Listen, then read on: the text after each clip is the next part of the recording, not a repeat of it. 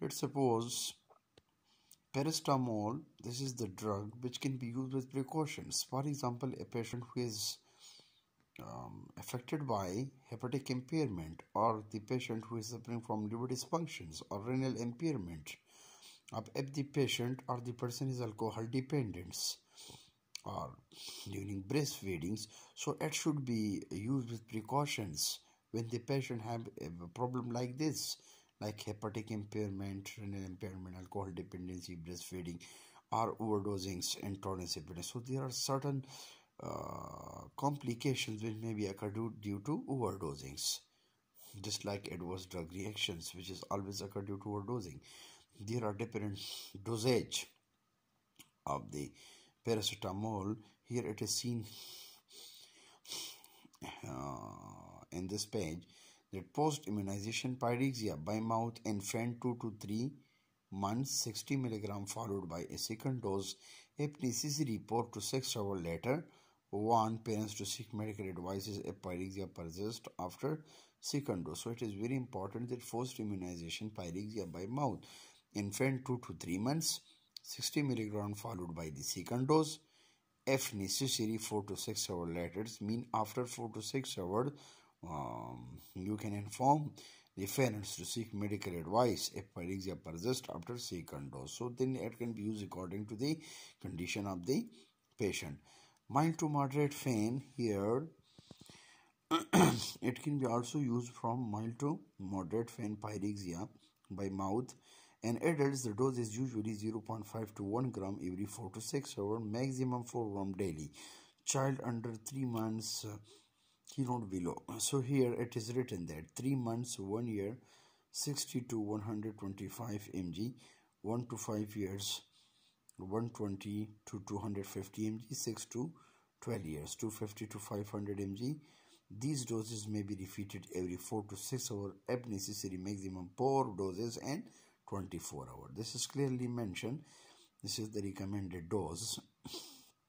Now here, in this case, mild to moderate pains, mild to moderate pain, pyrexia.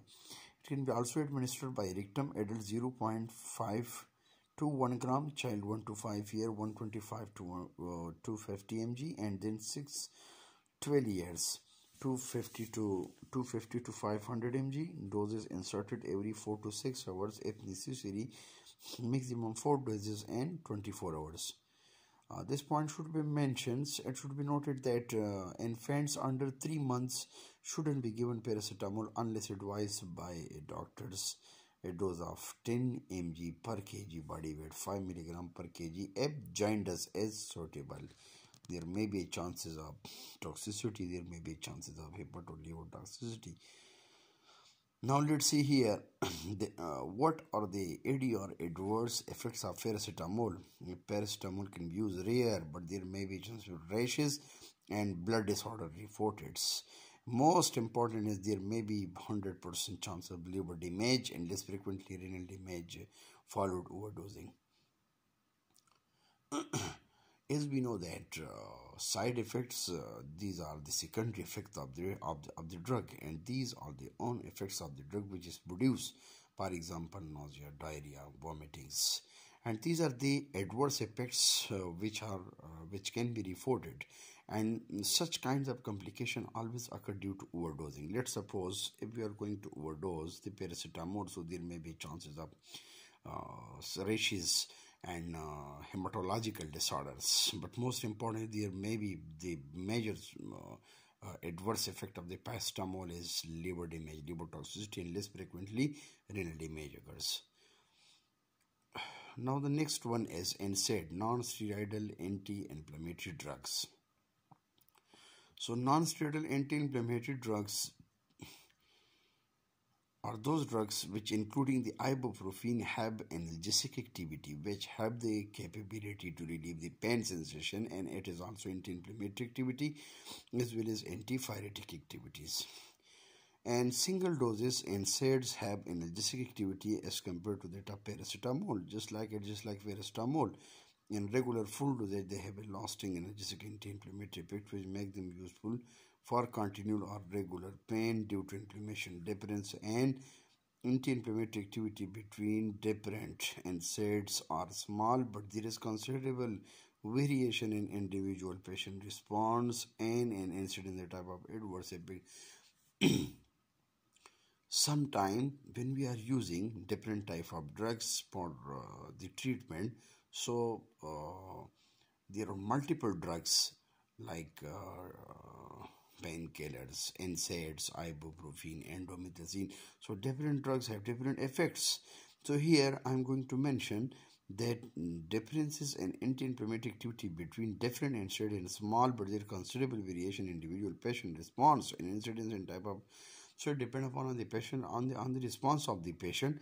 That let's suppose ibuprofen has fewer adverse effect than other NSAIDs. Let's suppose ibuprofen, it also come under the category of non-steroidal anti-inflammatory drug, but its adverse effects, they are very few as compared to other NSAID, but its anti-inflammatory property, they are weaker.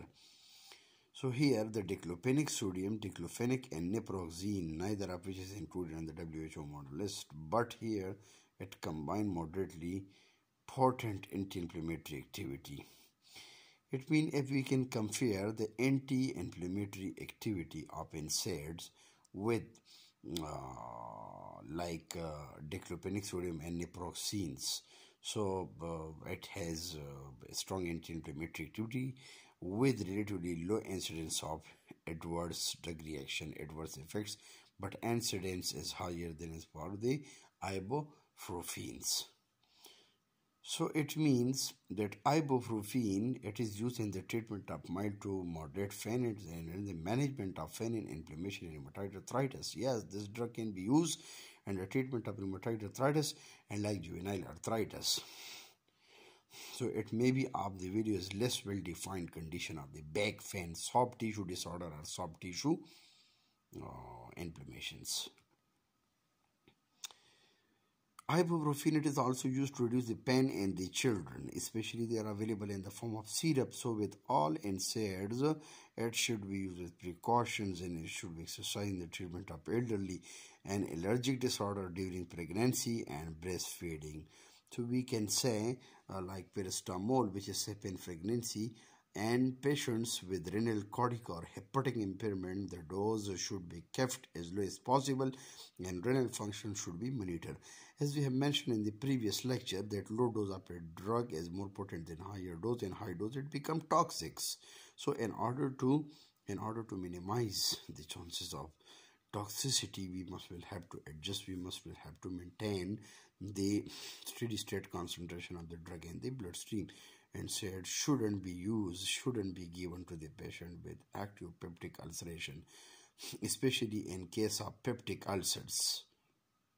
These NSAIDs should be avoided and shouldn't be preferred. So like the patients who have a history like such kinds of disease like peptic ulcer, gastric ulcer, duodenal ulcer, the commonest adverse effects, which are generally gastrointestinal, including nausea, vomiting, diarrhea, and dyspepsia like indigestions, hypersensitivity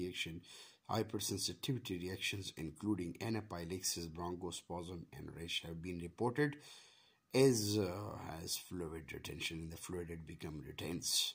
So all these are the drugs which belong to the NSAID, non-steroidal anti-inflammatory drugs. Now the next is ibuprofen. Ibuprofen, this is also the drug which is available in a market by trade name Brufen, so from 200 milligram and 400 milligram.